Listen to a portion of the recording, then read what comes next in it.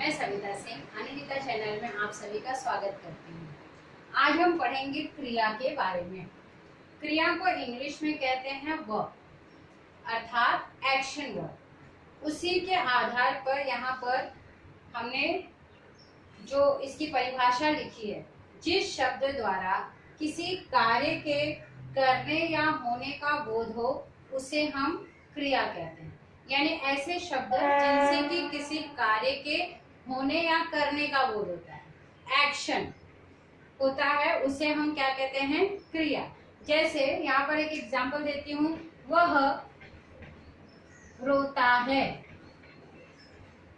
वो कौन सा कार्य कर रहा है? रोने का कार्य कर रहा है, यानी उसके द्वारा कौन सा कार्य हो रहा है? रोने का। तो यह रोता है, ये क्या हो गया? क्रिया हो गया। वह नाचता है, उसके द्वारा कौन सा कार्य किया जा रहा है? नाचने का कार्य किया जा रहा है, तो इसे हम क्या कहेंगे? क्रिया। तो इस तरह से क्रिया के हम प्रकार देखेंगे। क्रिया के जो मुख्य प्रकार है, सकर्मक और अकर्मक क्रिया। पहले इनको हमें देखना होगा और इन दोनों को हमें साथ में देखना होगा, क्योंकि इन दोनों को पहचानने के लिए हमें बहुत ही ज्यादा प्रॉब्लम क्रिएट होते हैं। तो अगर हम दोनों साथ में देखेंगे तो हम फटाफट उसको क्लैरिफाई कर सकते हैं। सकर्मक और अकर्मक। अब यहाँ पर जैसे आप देख रहे हैं सकर्मक, स का अर्थ है साथ, कर्म, कर्म के और के, यानी कर्म के साथ जो क्रियाएं होती हैं उसे हम सकर्मक कहते हैं। और अकर्मक यानी नहीं, अ का अर्थ है नहीं, कर्म, कर्म और क का के, यानी जो कर्म के साथ नहीं होती हैं उसे हम अकर्मक क्रियाएं कहते हैं। अब कर्म क्या है वो देखना जरूरी है। क्रिया का अर्थ है, हमको पता है, कार्य करना, लेकिन कर्म क्या है? जिस शब्द पर क्रिया का असर होता है उसे हम कर्म कहते हैं। वाक्य में जिस शब्द पर क्रिया का असर पड़ता है, जैसे माँ रोटी बनाती है। अब ये बनाती है हमारा क्या हो गया? क्रिया हो गया। माँ क्या हो गया? कर्ता हो गई, कार्य करने वाला कर्ता, और बनाती है क्या हो गया? क्रिया। अब माँ क्या बनाती है? माँ रोटी बनाती है। अब यहाँ पर क्रिया का प्रभाव सीधे रोटी पर पड़ रहा है, माँ पर नहीं पड़ रहा है, सीधे कहाँ पड़ रहा है? रोटी। क्या बनाती है? रोटी बनाती है। तो रोटी, ये शब्द क्या हो जाएगा? इस शब्द के कारण क्या हो गया? ये कर्म हो गया, और ये जो क्रिया होगी ये क्या हो जाएगी? सकर्मक क्रिया हो जाएगी। वैसे ही अगर हम इस तरफ देखें इसको, तो यहाँ पर अकर्मक यानी क्रिया, कर्म नहीं आएगा। अब हमें यहाँ पर अगर इस वाक्य को लिखना होगा तो हम क्या लिखेंगे? माँ बनाती है। माँ बनाती है, क्या बनाती है वो यहाँ पर नहीं दिया हुआ है, सिर्फ कहा है माँ बनाती है। यहाँ पर क्रिया का प्रभाव सीधा सीधा कहाँ पड़ रहा है? माँ पर पड़ रहा है। कौन बनाती है? माँ बनाती है। तो यहाँ पर जब क्रिया का प्रभाव कर्म पर न पड़कर सीधे कर्ता पर पड़ता है तो वो अकर्मक क्रिया होती है। और यहाँ पर जब क्रिया का प्रभाव कर्म पर पड़ता है, कर्ता द्वारा किए जाने वाले कर्म पर पड़ रहा है, तब यहाँ पर सकर्मक क्रिया होगी। जैसे यहाँ पर राम गाना गाता है। राम क्या गाता है? राम गाना गाता है। तो यहाँ पर ये क्रिया हो गई हमारी, और ये हमारा कर्ता हो गया, और ये क्या हो गया? कर्म हो गया। तो यहाँ पर क्रिया का प्रभाव सीधे कहाँ पड़ रहा है, कर्म पर पड़ रहा है। और इसी को अगर हम यहाँ पर लिखें, राम गाता है, कौन गाता है, राम गाता है, तो यहाँ पर क्रिया का प्रभाव सीधे कर्ता पर पड़ रहा है, इसीलिए ये अकर्मक कारक है, यानी कर्म नहीं दिया हुआ है इसमें और इसमें कर्म दिया हुआ है। तो इसको सकर्मक में हमें दो चीजें याद रखनी है। एक तो होता है क्या, जैसे अगर कोई वाक्य दिया हुआ है उसमें आपको समझ में नहीं आ रहा है कि ये सकर्मक है या अकर्मक है, तो हमें वहां पर एक क्वेश्चन पूछना है। जैसे माँ रोटी बनाती है, मैंने ये वाक्य लिखा, अगर मैंने यहाँ पर कहा माँ क्या बनाती है, तो अगर उसका आंसर हमको मिलता है माँ रोटी बनाती है, तो वहां पर क्या हो जाएगा, सकर्मक क्रिया हो जाएगी, यानी क्या का आंसर अपने को मिलना चाहिए। यहाँ पर राम गाना गाता है, तो क्या गाता है, गाना गाता है, तो क्या का उत्तर हमें यहाँ पर प्राप्त हो गया। तो इस तरह से जो क्या है वो क्या कर रहा है, यहाँ पर हमें आंसर बता रहा है। तो अगर कोई भी वाक्य आता है तो हमें वहां पर सिर्फ क्या देखना है कि हमें क्या का आंसर मिल रहा है क्या। अगर क्या का आंसर मिल जाता है इसका मतलब वो क्या है, सकर्मक क्रिया है। और यहाँ पर हमें क्या का आंसर नहीं मिल रहा है, क्या बनाती है उसका आंसर हमको नहीं मिल रहा, तो इसका मतलब यहाँ पर अकर्मक क्रिया है। एक और एग्जाम्पल इसमें देखते हैं। कभी कभी दो क्रियाएं साथ में आ जाती हैं, जैसे मैंने यहाँ पर लिखा एक वाक्य, डाकिया मोहन को पत्र देता है। अब यहाँ पर डाकिया क्या हो गया, कर्ता हो गया, और यहाँ पर देता है ये क्या हो गया, क्रिया हो गई। अब अगर हम क्या का आंसर ढूंढ रहे हैं, डाकिया क्या देता है, तो पत्र देता है, ये हमारा कर्म हो गया। लेकिन यहाँ पर एक और क्वेश्चन आ रहा है, डाकिया किसको पत्र देता है, तो मोहन को पत्र देता है। ये मोहन भी क्या हो गया हमारा, यहाँ पर कर्ता न होकर के कर्म का कार्य कर रहा है। तो यहाँ पर जिस वाक्य में दो कर्म आ जाते हैं तो उसे हम द्विकर्मक क्रिया भी कहते हैं। तो हमें किसको और क्या, इन दोनों प्रश्नों के उत्तर अगर हमें जिस वाक्य में मिल जाते हैं वो क्रिया क्या हो जाती है, सकर्मक क्रिया हो जाती है। किसको और क्या, जैसे यहाँ पर एक और एग्जांपल मैं देती हूँ कि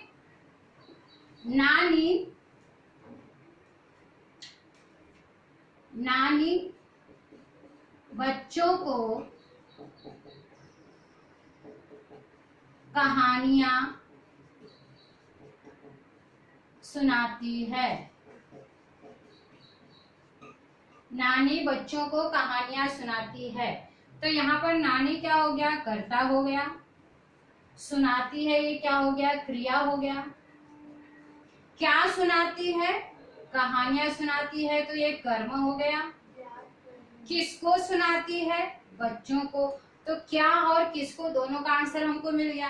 तो इसका मतलब यहाँ पर भी ये जो क्रिया होगी, यहाँ पर कौन सी क्रिया होगी, सकर्मक क्रिया होगी।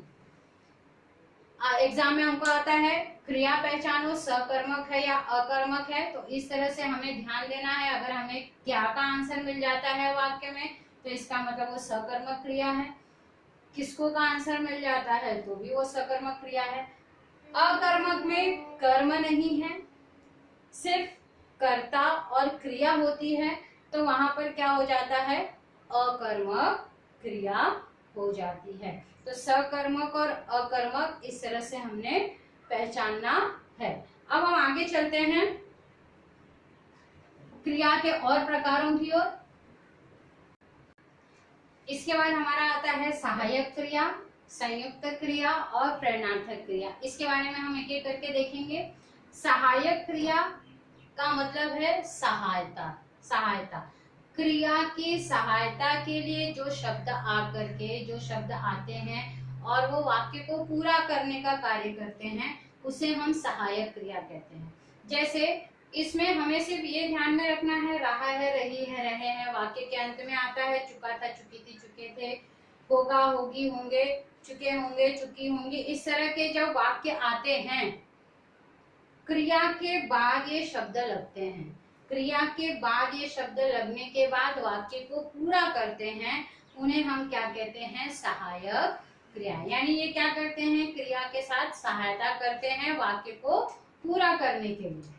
जैसे एक एग्जांपल देखते हैं हम यहाँ पर, वह जा रहा होगा।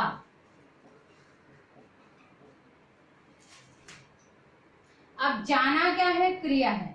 इस वाक्य को हमने रहा होगा, ये जो है इस क्रिया की सहायता के लिए आए और इस वाक्य को इन्होंने पूरा किया, तो इसे हम क्या कहेंगे? सहायक क्रिया कहेंगे। जैसे वह खा चुकी होगी।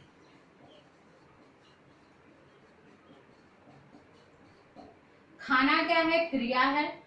क्रिया के बाद ये शब्द आकर के इन्होंने क्या किया है? इस वाक्य को पूरा करने में सहायता की है। तो इन वाक्यों के द्वारा ये इन शब्दों के द्वारा जो है ये पूरा वाक्य हमारा पूरा। वह खा, अगर सिर्फ हम इतना लिखते तो इसका कोई अर्थ नहीं था, लेकिन वह खा चुकी होगी, चुका था, चुकी थी, चुके थे, अगर हम लगा देते हैं तो ये क्या करते हैं? इस क्रिया की सहायता करने के लिए आते हैं और इसीलिए इन्हें हम क्या कहेंगे? सहायक क्रियाएं कहेंगे। हमेशा सिर्फ याद रखिए सहायक क्रिया की पहचान, क्रिया के बाद रहा है, रही है, रहे हैं, चुका था, चुकी थी, चुके थे, होगा, होगी, होगे, इस तरह के जो शब्द आ जाते हैं तो इन्हें हम क्या कहेंगे? सहायक क्रियाएं कहेंगे। अब संयुक्त क्रिया की बात कहें तो दो क्रियाएं जब साथ में आती हैं, दो क्रियाएं जब दो क्रियाएं साथ में आकर के वाक्य को पूरा करने का कार्य करती हैं, तब यहाँ पर क्या हो जाता है? संयुक्त क्रिया। संयुक्त यानी एक से अधिक, यानी दो क्रियाएं जब साथ में आ जाती, जैसे वह बस से उतर गई। अब उतरना भी क्या है? क्रिया है, और यहाँ पर गई, जाना भी क्या है? क्रिया है। तो यहाँ पर जब दो क्रियाएं आकर के इस वाक्य, दो क्रियाएं एक साथ में आकर के इस वाक्य को पूरा करने का कार्य कर रही हैं, तो इस क्रिया को हम क्या कहेंगे? संयुक्त क्रिया कहेंगे। उतर गई, ये पूरी क्रिया क्या हो जाएगी? संयुक्त क्रिया हो जाएगी। इसी के साथ में गाड़ी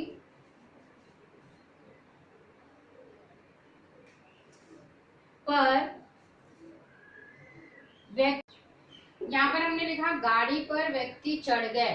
चढ़ना क्या है? क्रिया, और जाना भी क्या है? क्रिया। तो यहाँ पर दो क्रियाएं मिलकर के इस वाक्य को पूरा कर रही हैं, तो ये क्या हो जाएगा? संयुक्त क्रिया। वैसे ही राम ने पत्र लिख लिया। लिखना क्या है? क्रिया, और लेना भी क्या है? क्रिया। तो ये जो क्रिया होगी ये क्या हो जाएगी? संयुक्त क्रिया कहलाएगी। अब हम बात करते हैं प्रेरणार्थक क्रिया की। प्रेरणार्थक क्रिया जो है ऐसी क्रिया है जिसमें हम स्वयं काम नहीं करते, बल्कि दूसरों को कार्य करने की प्रेरणा देते हैं। जैसे कि प्रेरणार्थक, खुद काम न करके दूसरों को कार्य करने की प्रेरणा देना, यानी कि इस तरह के वाक्यों में जो कर्ता होता है वह स्वयं नहीं काम करता, बल्कि किसी दूसरे से कार्य करवाता है, उसे हम क्या कहते हैं? प्रेरणार्थक क्रिया। दूसरे को कार्य करने की प्रेरणा देता है। जैसे यहाँ पर मैंने एक एग्जांपल लिखा, माँ ने बेटी से झाड़ू लगवाया। माँ ने बेटी से झाड़ू लगवाया। माँ ने यहाँ पे खुद काम नहीं किया है, बल्कि क्या किया है? बेटी के द्वारा उस कार्य को पूरा करवाया है। तो यहाँ पर खाना खिलाना, खिलवाना, जाना, जवान, खाना खिलाना, खिलवाना, लगाना, लगवाना, लगवाना। तो यहाँ पर क्या किया है? माँ ने यहाँ पर बेटी से कार्य करवाया, यानी उसको प्रेरणा दी है। जैसे यहाँ पर मैंने लिखा राम ने,